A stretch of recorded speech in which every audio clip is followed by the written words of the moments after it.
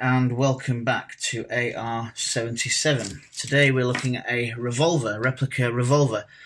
This is the Umarex Legends S25. And the 25 relates to the length of the barrel. It's a 2.5 inch barrel. So you can get the S40, which is a 4-inch barrel, and the S60 as well, I believe, which is the 6-inch barrel.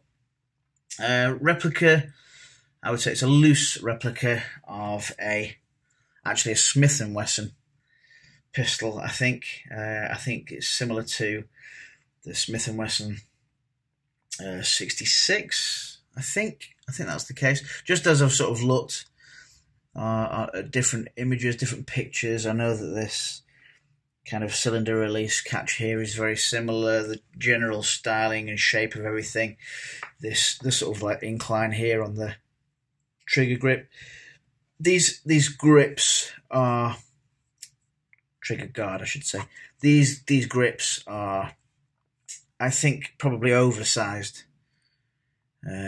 compared to what the actual firearm would look like. These are quite big, kind of like sort of what they call Hogue grips, but I think these are oversized to enable fitting the CO2 in. And there is a little bit more space kind of here in this section. Often this section would be reduced a bit like that, but I think we've got some valve stuff and gubbins going on in there. So a loose replica, I would say. I know that there's the Dan Wesson 715 is a exact replica of a Dan Wesson. These are the same gun, essentially, the same pistol, same frame and everything as the earlier Dan Wesson revolvers. So this would be the Dan Wesson 2.5. There was a Dan Wesson 4, Dan Wesson 6-inch, which I have, so I'll do a review on that at some point soon. You can also get the same gun, I think it's the Crossman. Is it called the 357 or PR77? I might be mixing up my guns there. There's also the Winchester, which is a different variation. The Winchester is the 4-inch barrel version, and I think it's like an 8 pellet shooter. This one, though, as I said before, is the Umarex Legends S25, and these are 6 shooters. They are pellet shooters, so they will shoot .177 caliber pellets, like you'd stick in your air rifle, and they are shell loading, which means you get 6 shells and you put a pellet in each shell and load it up and then fire them. So I'll show you those a little bit later on, but for now let's just have a little bit of a walk around the pistol itself. So you got your markings there, Legends S25. Again, for me, the replica aspect of this is it's just so similar to those kind of what they call snub-nosed revolvers that you see in all sorts of detective movies and films and so on and so forth, particularly from the sort of 70s and 80s. And it's a really nice looking chunky gun. It is all metal, so there's a really good weight to it. I don't know what the weight is, I haven't weighed it, but it does feel really, really solid. Feels really good. So you got your markings here, and then everything else is pretty subtle. We have at the back here, you've got your fire, open, and S for safe. So what that means is S safe, you can't cock the hammer, can't pull the trigger, it's not loaded, there's no shells in there, there's no CO2 in this pistol either. Fire, move that forward one, you can cock the hammer and you can see the cylinder will rotate and kind of lock up into place there, and you can pull the trigger for your single action shot. For your double action shot, you can see as I pull the trigger, the hammer cocks, the cylinder rotates, and then the hammer releases. So it goes like that. Yeah. With the hammer cocked, obviously a single action, it's a lot easier to shoot. Still a bit of a weight to the pull there, but it's nice, and it's kind of almost reassuringly heavy. It feels more solid. It feels I was going to say realistic, but I've got no idea if it feels realistic. It just feels credible. It feels authentic. So it's good. From my point of view, I like that. Again, all metal, really nice finish to these. The only problem with the finish, other than fingernails, because this is kind of, it's like a satin sort of finish, so it's not reflective like the, you might have seen the video I did on the Colt Python, which had a very reflective kind of chrome-like surface. These are a bit less blingy, but still a really nice finish to them. The only thing is, with the cylinder, let me see if I can get close up. Yeah, can you see this kind of lines or kind of etched lines where it's been, I guess it's just been on a lathe or something, it's been machined. All the rest of it is really smooth, but there are those lines there. They don't cause an issue to me. I don't bother about those at all. It's just a detail that I thought I'd point out. I'm trying to give as much information as I can in these videos for anybody who's potentially going to be buying this sort of a gun. You know, I'm in a position where I've got a couple of these now, but not everybody is. So for a lot of people, it's a big decision whether you're going to spend £100+ on something like this. There might be 5 different pistols that you like, but you can really only afford to buy one of them. So I try and give as much detail as I can and help you make an informed decision about what it is that you're spending your hard-earned cash on. There was something else I was going to tell you there. Oh yeah, so similar to Smith & Wessons and Dan Wessons with this cylinder, you can see that when I pull that back, you see it rotates kind of in the direction of these arrows. So it will rotate anti-clockwise or counterclockwise if you're in America, as opposed to the Colts, which rotate the other way. They kind of go clockwise. Not sure why that is. I guess it's just the way that those organisations or those companies decided to make the pistols, whether there's a patent on one direction or the other. I can't imagine that being the case, but I don't know. Please feel free to enlighten me. What else do we have here? So yeah, a nice bit of grippy stuff on that catch. That's screwed into place nicely.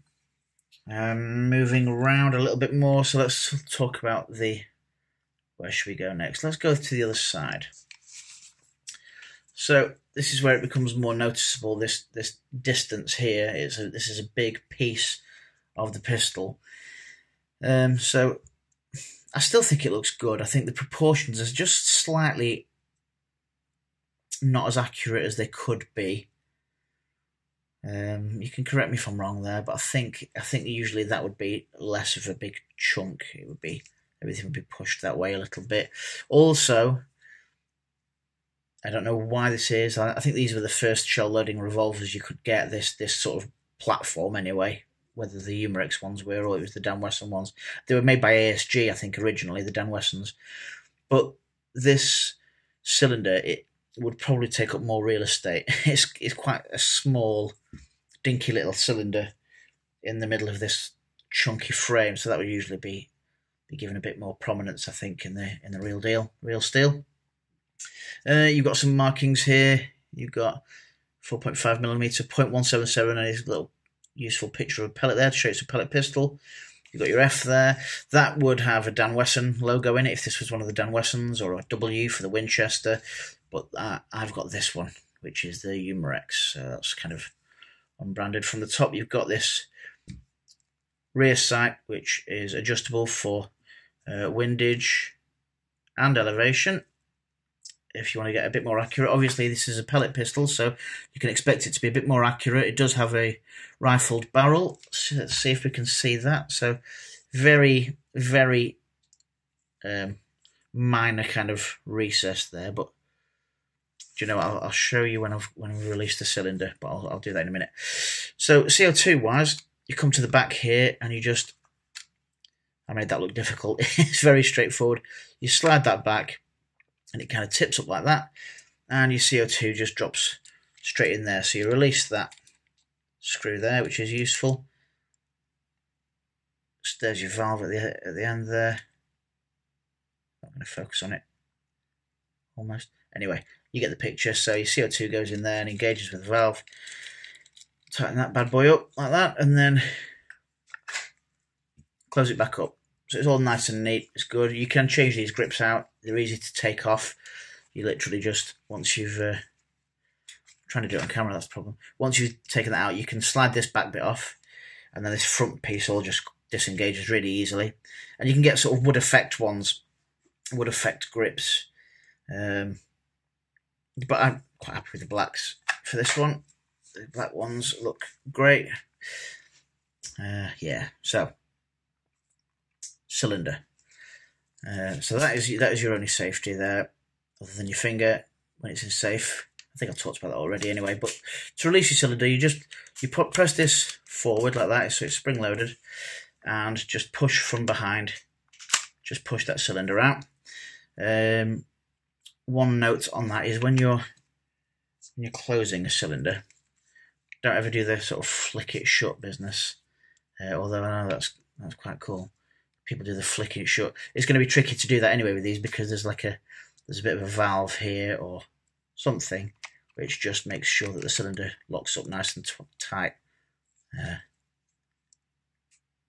So that engages with the cylinder. Just make sure it's tight and sealed, all tight. Let's have a look here. Yeah, you can see there. That's where the CO2 is released.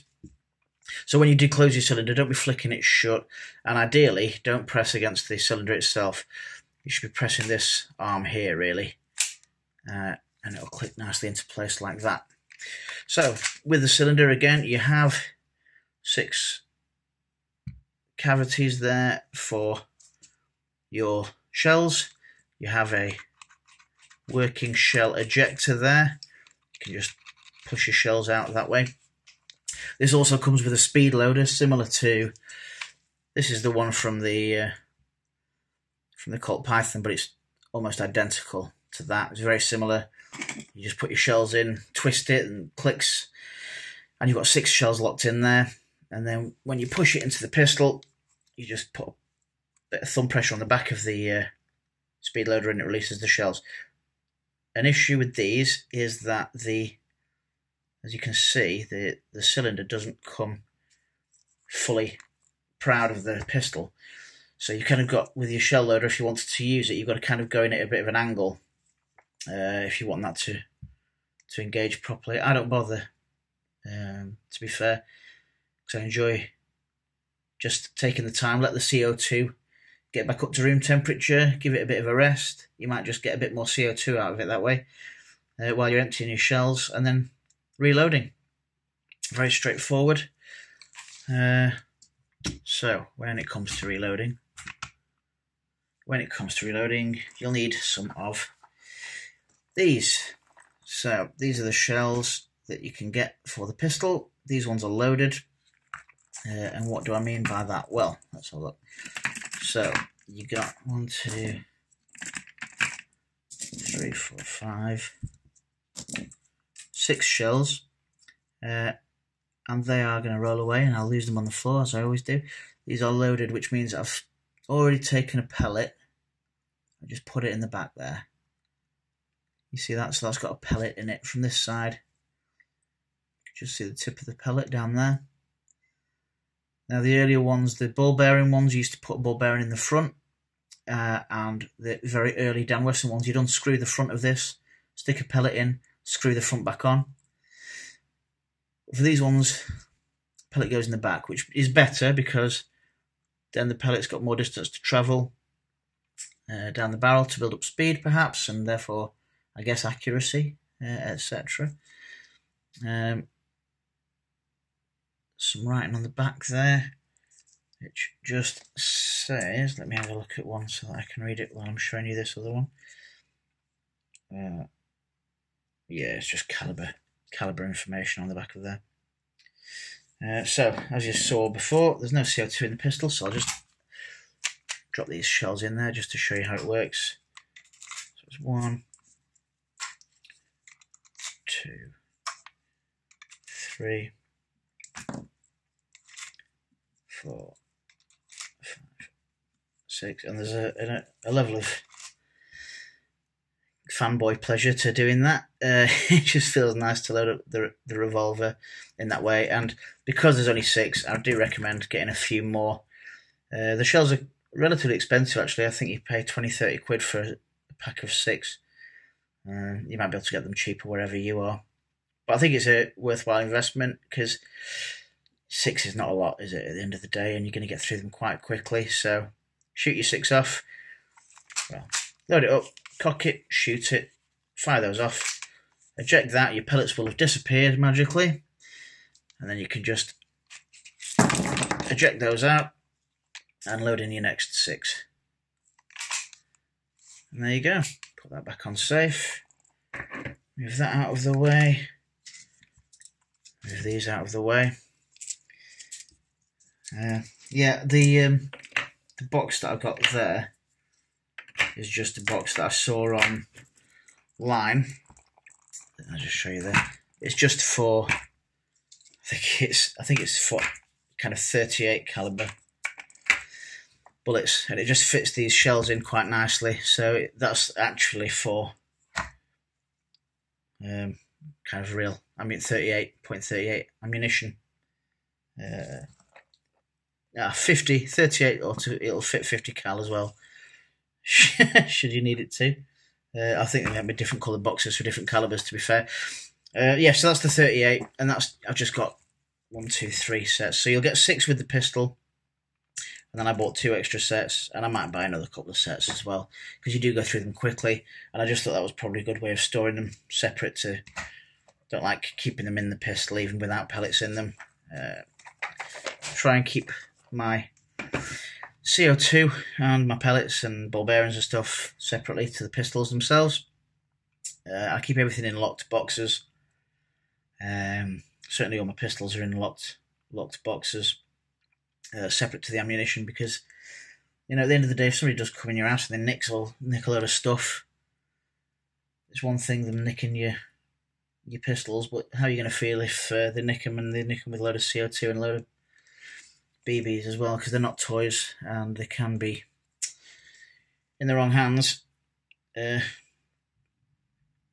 well, it could cause a bit of trouble, and we don't want that. We want to keep being able to buy these things. We want to keep being able to enjoy this hobby without idiots spoiling it for us. So I'll just get off my soapbox now. That is the Umarex Legends S25 2.5 barrel all metal CO2 4.5mm ball bearing, no, pellet pistol, 0.177 pellets. Sorry for the mistake there. That's all there is to it, I think. A really nice gun, really nice and heavy. Looks good, looks to business. There's a few things that are not 100% accurate, I guess. I don't think it's a direct replica of anything. I think it's just an homage, really, to those revolving snub-nosed pistols. That's great. I've gone on way too long on this one. I've waffled on, so I hope you've stayed with me to the end. All the best, and I hope I'll see you again soon. Take care. Bye.